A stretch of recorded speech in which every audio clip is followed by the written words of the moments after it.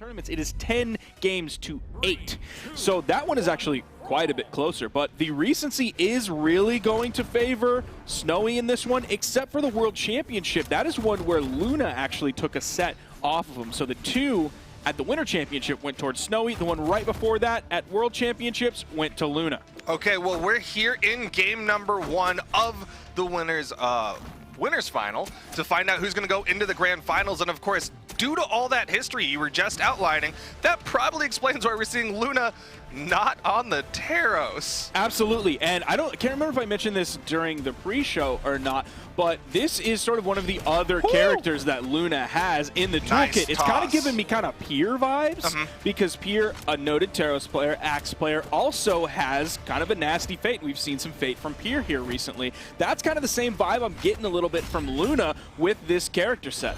Yeah, it's very interesting. Again, no carryover in weapon set, but even like playstyle wise, you're not going to be seeing those big chunking hits. Instead, you're generally looking for a long thread line, getting extended strings. And so far, Luna with a fantastic GC Enlight. Unfortunate he couldn't follow up with a neutral air, but he's got some fantastic options in that orb kit. Now, we might see from Luna kind of what we saw with Radish against Boomy earlier. His orb was dismantling Boomy's axe from Brawlhalla, his sword as well. That might be all of those moves that you can throw out maybe a little bit more safer than you would if you have a hammer in your hand or an axe in your hand. You can throw out a little bit more. Those recovery frames are definitely more favorable for you if you're an orb player than if you're an axe or hammer player.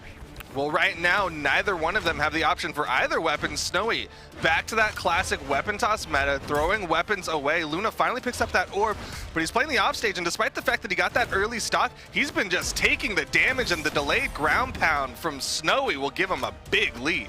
And Snowy being in yellow there was actually the best thing for him, not just because he doesn't have a lot of damage on him, but you saw how far that weapon toss sent him. It didn't have a lot of speed on it, so it didn't hit him very hard. Means he was just kind of still there. It wasn't really this like room of safety, this line that Snowy couldn't go past. He took the hit and then just waited. Luna would have to go back to the wall. In came that free ground pound. Are we going to see an orange stock here at neutral sig? Nice. Beautiful punish. Another one. He's going to get it back again, and Luna prioritized the weapon spawn over guaranteeing the edge guard. Yeah, I think Luna thought the dodge was going to still be down because he just used one for that gravity cancel end sig, but it came up just in time for Snowy to get another one, touch the bottom edge of that corner. And unfortunately for Luna, that means Snowy's still sitting on this stock. I would have definitely made the same call that Luna did, because man, that dodge felt like it came back so fast. I think that's overall just like how long that signature is. By the time he used the actual dodge itself and then did the signature, the animation is very long. Then there was a little bit of downtime and he was able to get it back. Yeah, but Luna still able to clean up the stock, didn't take too much damage for it, so we're actually at a pretty even spot. But the offstage, Snowy with the GC sidelight, an interesting option there. I would have expected like Sayers and Nairs to try to keep the pressure on Luna. The unarmed kit from Snowy coming out. He is definitely not a stranger to unarmed, as his weapon tosses oftentimes disarm him, as much as like spending a third of his games unarmed. Yeah, he definitely puts out a lot of unarmed damage while he is in that unarmed. You've seen his damage sometimes even eclipse one of his other weapons with how much he's playing that unarmed time. But again, disarms himself, goes for that weapon toss to try to open up. Luna gets caught, but no follow-up from Snowy. He's just going for weapon tosses, trying to add some insult to these injuries. Gauntlet Neutralite is going to be the KO option. That is not the worst KO option in the game. Like, it does sort of function, at least on the Gauntlet kit, as a reasonably suitable KO option, given you can't find the sidelight into hopefully making the right guess based on the person's dodge habits, which can change. If you're a good player, changes every time. I'd say like top 5 KOing end lights is that Gauntlet end light right there. Here comes that ground pound. Beautiful. That weapon toss was just like a tap on the shoulder. He didn't feel that whatsoever. Snowy is so good at just holding those ground pounds, but not fast falling before it, right? Like, most people will fast fall so that they're falling down really quickly, but Snowy instead, he does it while rising, so it takes a lot longer, and it just covers that small wall for such an extended period of time. And there you're seeing Snowy versus Luna. The weapon throws, actually not that much for Snowy. We're used to seeing that be in the 20+ range, even into the 30s, and I think I saw a 40 at one point. Now, hopefully we get some time to look at this graph. Look at the second stocks for both players. Look how long Snowy's was. It was like a third, maybe a fifth significant amount of the game. Fractions are tough, right? Yeah. A high percentage of the game. Let's just go with that.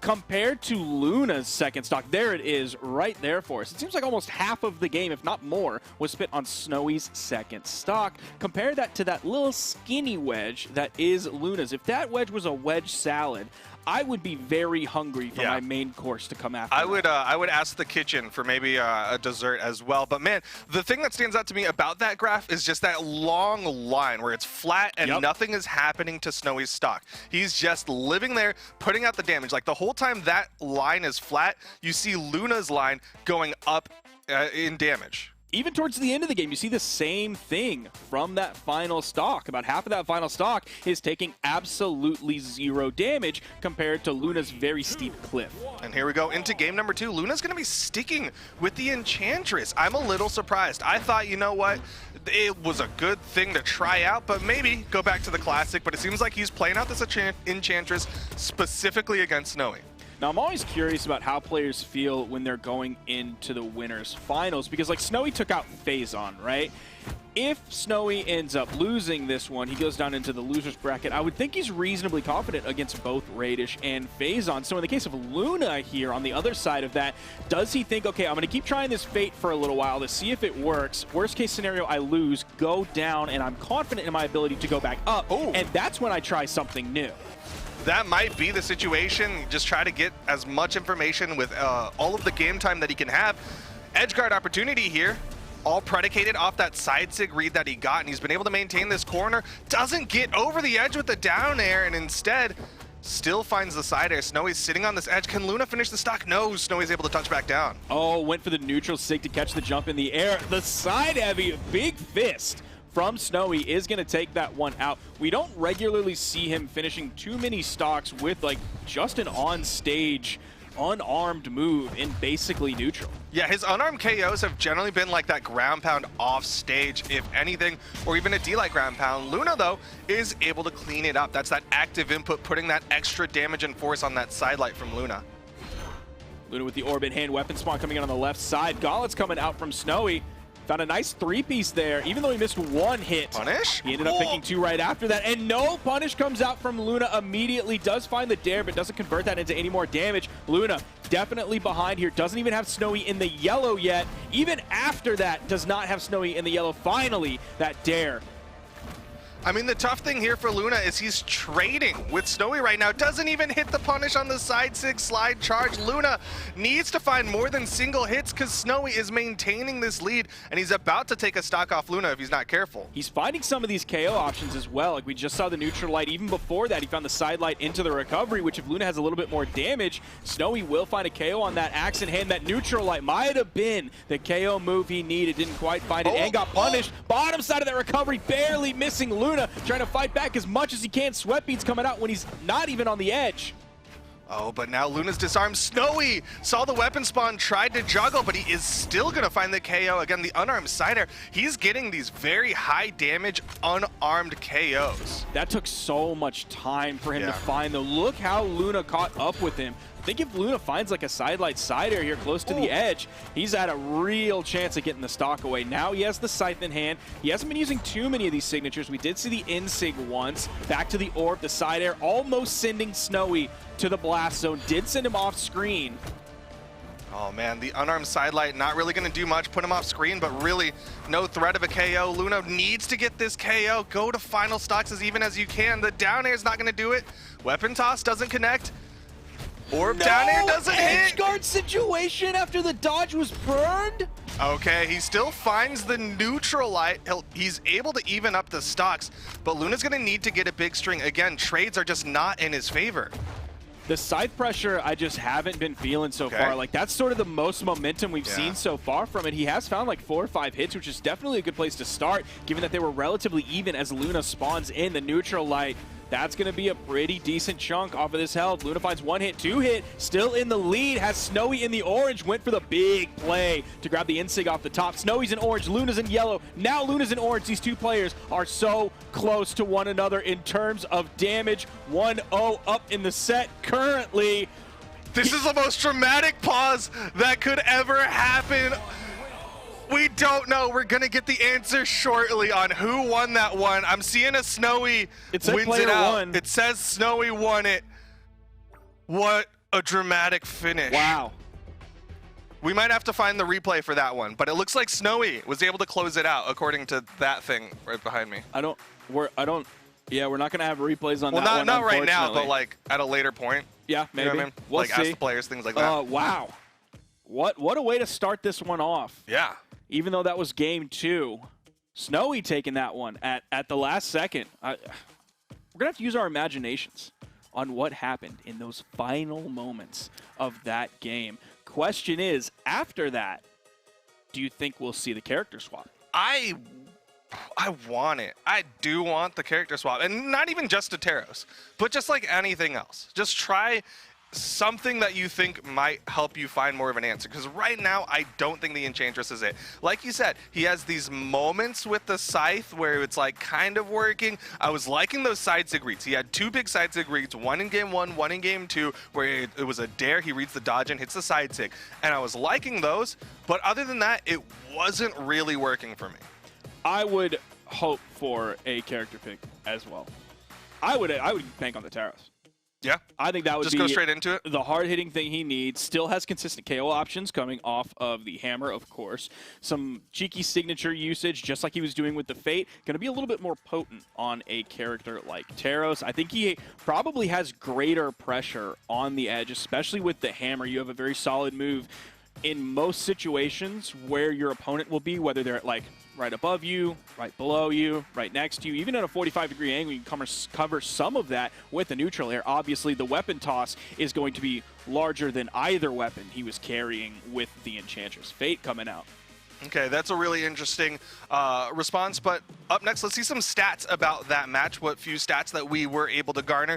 Again, a little bit of technical difficulties, but you can see the damage disparity was relatively close. There was a 7 damage difference between the 2 of them, 1 damage per engagement difference. Like, that was really a coin flip situation, and Snowy was just barely able to eke out that victory.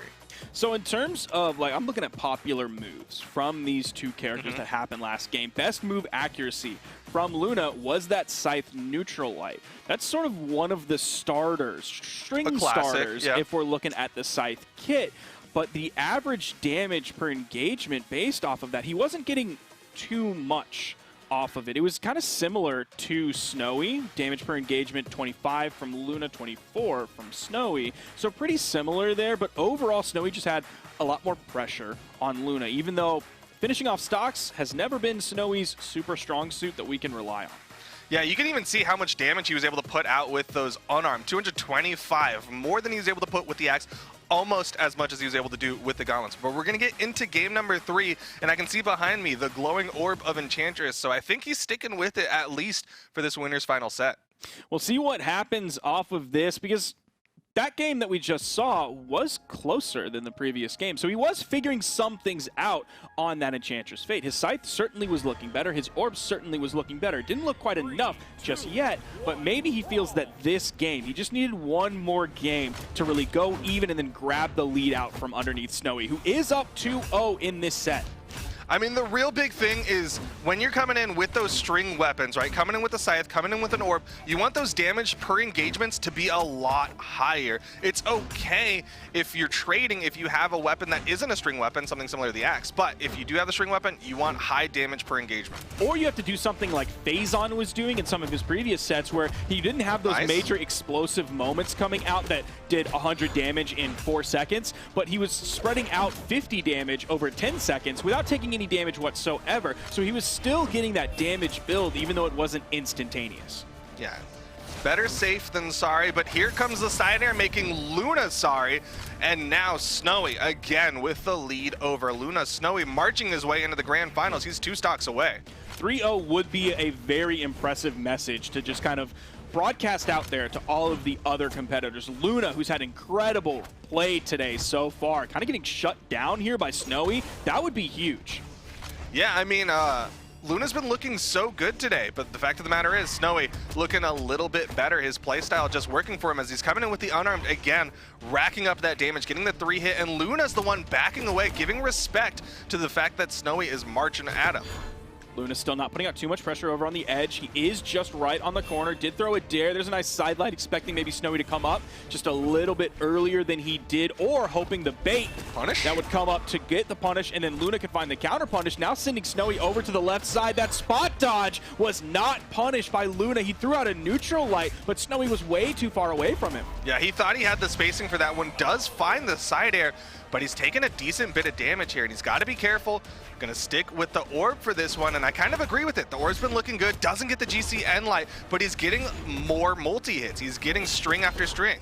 So where we are right now in terms of Luna's POV is different than any of the other sets today so far. Luna came in 3-0 over Santi, 3-0 over Stingray, did lose one game against Boomy, but now he's down 2 games against Snowy. He has not found himself in this position this day whatsoever. He only lost that one game to Boomy so far. Now all of a sudden he's down 2. The pressure is on, but look, this game is so even. In this third game of the set, these two players are basically at similar damages, both of them in the red, both of them have a weapon. That recovery sending Snowy over to the right side. A little bit of edgeguard pressure coming out from Luna, finds the side air after the missed ground pound and does get the KO off of that.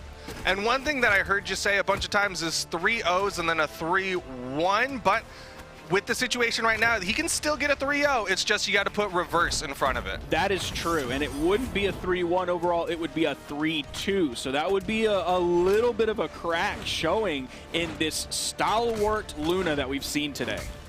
But right now, final stocks, even damage. Luna goes for the forward nair. Okay, he had to back off. You saw the sweat beats. He burned a lot of movement before hitting that neutral air. Good active input on that neutral air, trying to keep Snowy on this wall. You saw after that dare, Luna makes it up back to the main platform very quickly. Wants to get up there. That gives him the chance to move back down over to the wall while still maintaining a little bit of stage pressure, but also completely disengaging if that's the better option. So that gives him a little flexibility, even though it does slow him down by not already putting himself on the wall. Oh man, Snowy. He's over to the axe now. Luna with the orb in hand. A little while ago, he had this really cute hop over the neutral light from Snowy, and I was loving the movement from him. Doesn't hit the end sig though. Didn't get punished immediately on its side. Sig is going to be the KO, and that is going to take the game. Snowy with 601 damage, grabbing that side signature and riding his way into the grand finals. Yeah, that was quick and clean. Snowy just going straight into the grand finals. 3-0 over Luna, but like we were kind of saying during that set, that's good information for Luna. He still is going down into the loser side of things. I can huff my copium and believe that Luna can make that run back. Saw that sidelight sider. I thought that was going to lead to something bigger. That neutral signature, it was a whiff, and a whiff. There's the down air. Here comes that beautiful gravity cancel side signature. Where...